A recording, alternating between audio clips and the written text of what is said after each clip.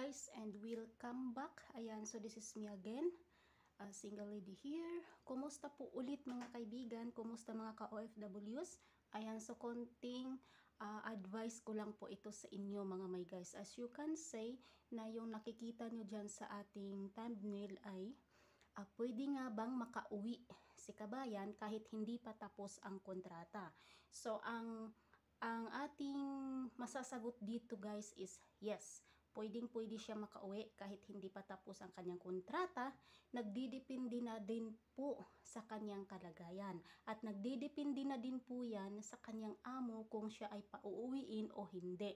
Ang pinaka-top reason dito guys talaga, kailangan na may valid reason ka kung anong nangyari sa'yo, kung anong gusto mo, kung ano yung niraramdam mo sa sarili mo. Kasi yung mga employer natin guys, matatalino yan sila, alam nila yung nagsisinungaling ka, alam nila yung nagkukwento-kwento ka lang. So ayaw nila yung ganun. So kailangan nila yung valid reason. So bakit nga ba guys na masabi natin na pwede kang makauwi kahit di ka pa tapos sa kontrata? Eh yung napirmahan mo doon is 2 years contract.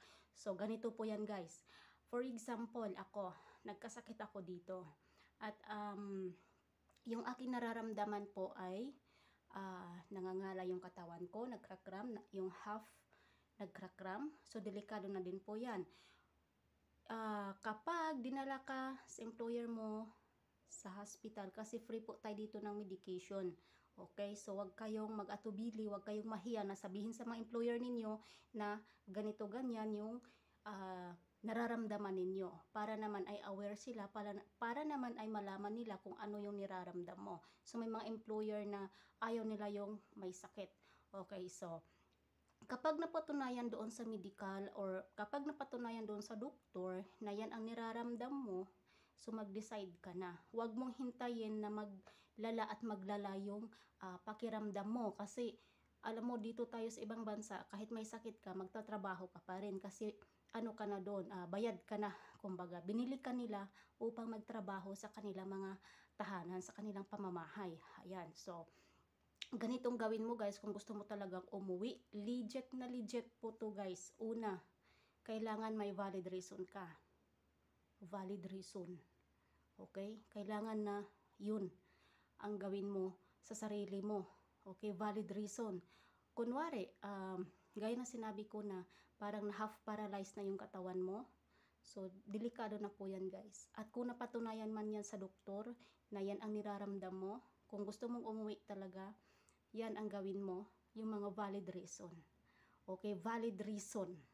Alam na po natin yan kung ano yung ibig sabihin ng valid reason. Pangalawa, mag-ipon ka. Kunwari, kalalapag mo lang dito sa Saudi Arabia or dito sa Middle East, kahit saang lugar, kahit saang parte ka dito sa Middle East, kunwari, kalalapag mo lang dito, kailangan mo nang mag-ipon. Tama po ba? Mag-ipon ka. First sahod mo, mag-ipon ka, magtabi ka sa sarili mo. Kasi hindi natin alam yung mga pangyayari sa ating katawan, na lalong-lalo na guys, ating sarili, sa ating katawan. Napaka-importante po yan talaga, at huwag mong dibdibin, huwag mong ipagsawalang bahala yung niraramdam mo. Kasi once na lumapag ka dito at nasa bahay ka na ng amo mo, mayroon ka ng seguridad sa sarili mo. Ikukuha ka nila na ikama, pwede ka nila ipa-check up kasi free po yan sa atin. Okay, wala po yung bayad. Okay, so pangatlo, ano yung pangatlo? Makipag-cooperate ka sa family mo sa Pilipinas. At yung family mo naman sa Pilipinas, yun ang makipag-cooperate doon sa agency mo, which is kung saan ka nang galing. Okay, huwag kayong mag-post-post muna na social media, gito, ganyan. Huwag po, kasi masisira din po yung agency na nagpalipad sa inyo. So, respect na lang po tayo ha. So, kailangan maging mautak din tayo. Okay? So, yan po ang importante. Yung tatlo na yan ang pinaka-importante. Valid reason, mag-ipon ka. Kasi paglapag mo sa airport, wala kang pera. Wala kang pambili ng tubig. Madami akong nakitang madami akong napanood ng mga pangyayari sa airport. Nakakaawa. Isa na yung hindi ko siya kaibigan. Nakasabay ko. Napauwi rin noon, 2018. Naka-uniform pa siya. Yung tsinelas niya is ano, yung pangbahay lang, walang bitbit kasi pinaalis lang siya ng kanyang amo. So, isa na din po tayo na tumulong dun sa kanya. So, that time, binigyan ko rin po siya ng konti lang. Kasi konti lang naman po yung ating naitabi na pera. Pero ako, finish contract po talaga ako. Walang problema sa akin. So, yan po guys. Malaking tulong po talaga ito guys. Kasi madami akong nakitang mga problema ng mga OFW na mga amo nila ganito, ganyan. Kulang sa tulog, kulang sa kain, overtime palagi. Tapos, pagkatapos ng Ramadan, piso, wala man lang naibigay, no? Sayad sa oras, hindi ka makapagpahinga, overworking ka na. Okay? So, mag-isip po tayo ha, mga kababayan, okay, mag-isip po tayo. Okay, kasi ako sa aking part lang, sa aking sarili, kung hindi ko man lang kaya ang aking trabaho, kung hindi ko na talaga gusto magtrabaho dito sa pamamahay nila, so prangkahin mo. Okay, kailangan prangka ka. Direct to the point. Kasi alam nila yung nagsisinungaling tayo. Alam nila yung nagpaligoy-ligoy ka lang. Alam nila yung hindi to interesado sa trabaho kahit ano na lang yung ine-invento na salita na kung ano-ano na lang yung parang ganun. Alam nila yan guys. Alam din nila yung yung katulong nila na interesado sa trabaho kasi hindi yan nagsasalita, hindi yan umiimik, kaya hindi yan sumasagot, nagsusorry lang yan palagi kasi gusto ng trabaho. Okay, so yung tatlong yun mga kaibigan ha, mga kababayan, tandaan ninyo kasi yun ang pinaka-importante po talaga sa lahat. Okay, so pareho po tayo dito, okay, na mga katulong dito sa Middle East, ang dami. Okay, huwag ninyong pag-inggitan yung nasa Singapore, huwag ninyong pag-inggitan yung mga nasa huwag nating pag-inggitan yung nasa Singapore, nasa Hong Kong, nasa Taiwan, nasa Macau, nasa Europe. Kasi yan sila guys, dito nang galing yan. Dito. Ang dami kong nakilala guys na mga OFW sa Europe, sa Singapore, sa Taiwan, sa Thailand. Dito nang galing. Okay, dito sila nang galing. Kaya nag-isip sila ng maayos, nag-ipon sila at nang makapag trabaho sa ibang bansa.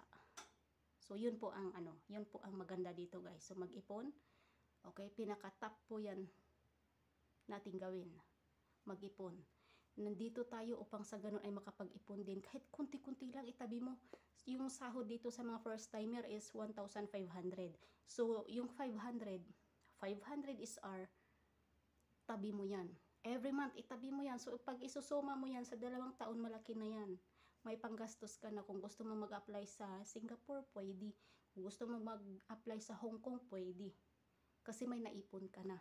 At, take note ha, wag na wag kayong babasta papasok sa mga loan na mga OFWs. Okay, sisingit ko na lang yan dito kasi alam ko na tinatarget nila yung mga OFWs na kagaya ko, kagaya mo, kagaya nating lahat, target yan nila. Madami silang ginagawang plataforma na kunwari ganito ganyan ang gawin mo, tutubo yung pera mo, yung 500 pesos na hinulog mo doon sa kanila is gawin nilang 1,000, wag. Wag na wag kayong maniwala. Bakit? Subok ko na rin yan. Sharing ko lang to sa inyo, baka madali rin kayo. Ayaw ko yung magdamot-damutan sa sarili ko, kung ano yung mga past na bad experience sa buhay ko, i-share ko yan talaga dito kasi part of documentary life ko ito sa buhay ko mga my guys, mga ka-OFWs ko. Okay, mag-isip po tayo. Isipin natin yan. Okay?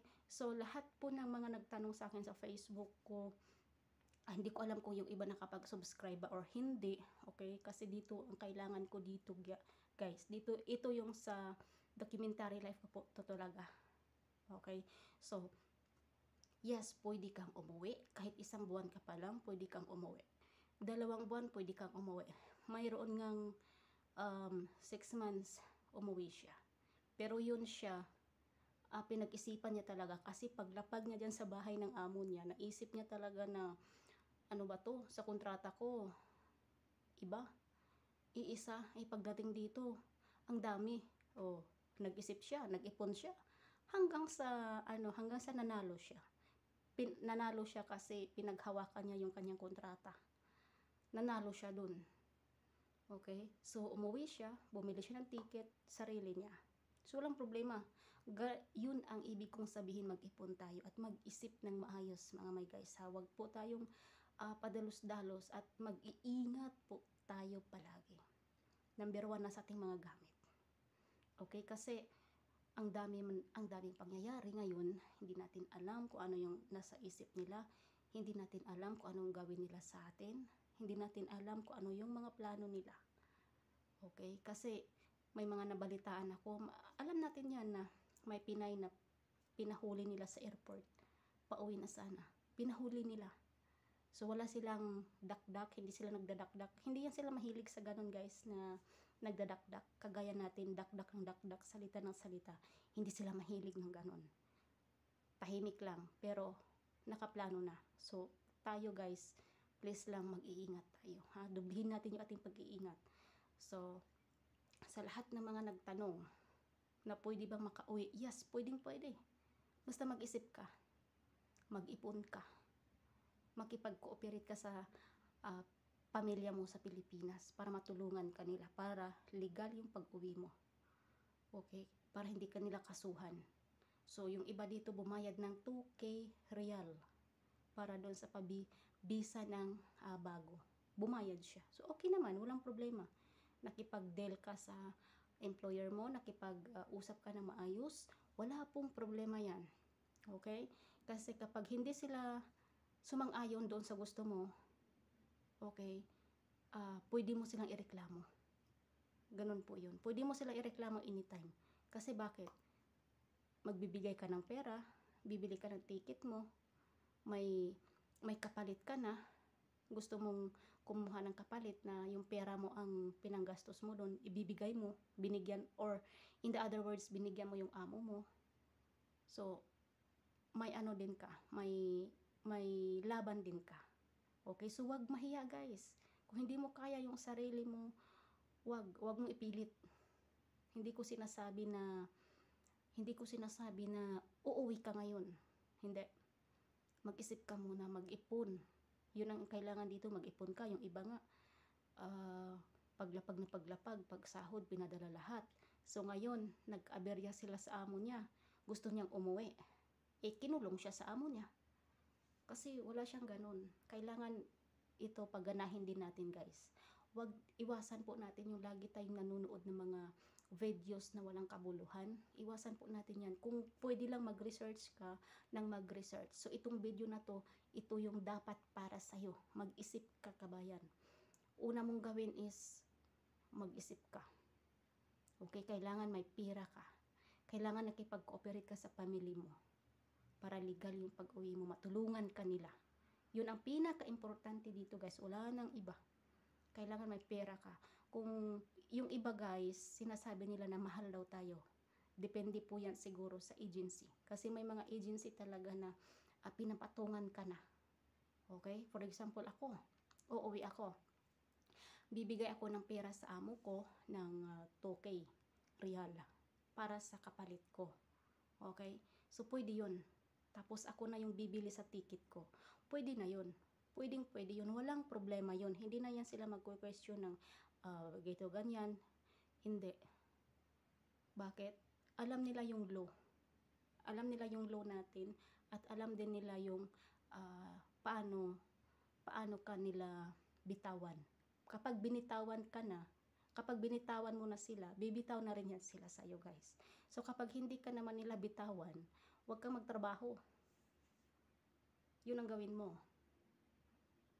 Legit to guys. Halimbawa, natapos ka sa kontrata mo, tapos ayaw kang pauwiin. Huwag kang magtrabaho. At pangalawa, 6 na buwan ka sa bahay ng amo mo. Tapos, gusto mong umuwi. Gusto mong magbigay ng pira sa amo mo, kapalit mo. Naintindihan nyo guys? Tapos hindi ka pauwiin ng amo mo. Huwag kang magtrabaho. Legit to, huwag kang magtrabaho. Kahit saan dito sa guys. Huwag kang magtrabaho. Yan ang gawin mo. Kailangan talaga may pira ka. Yun, ang pinaka-importante dito guys. Hindi tayo basta-basta makauwi na walang pera. Kahit 20,000 na lang, paglapag mo sa airport, may pangbili ka ng kunting pasalubong, may pangbili ka ng tinapay para di ka magutom sa loob ng airport. So, legit na legit to guys ha. So, advice ko lang po to sa lahat ng mga OFWs. Daming problema. Nakikita ko sa OFW Rescue sa Facebook, ang grabe, dami. Okay, ang dami. Overwork, kulang sa tulog, kulang sa kain. So, kapag overwork ka na kaibigan, kabayan, iwasan mo na ang mag-online ng Facebook, manood ng mga stupid videos, no? Manood ka ng mga ganito, nakakatulong sa'yo. I-research mo yan. Okay? So, naway naintindihan po, okay, yung ating video ngayon. At kung bago ka pa lang mga kaibigan, mga kabayan, paki-subscribe naman po at paki-like, paki-comment kung saan po kayo dito sa bansa ng Middle East. So, single lady here always saying, keep up the good work and God bless everyone.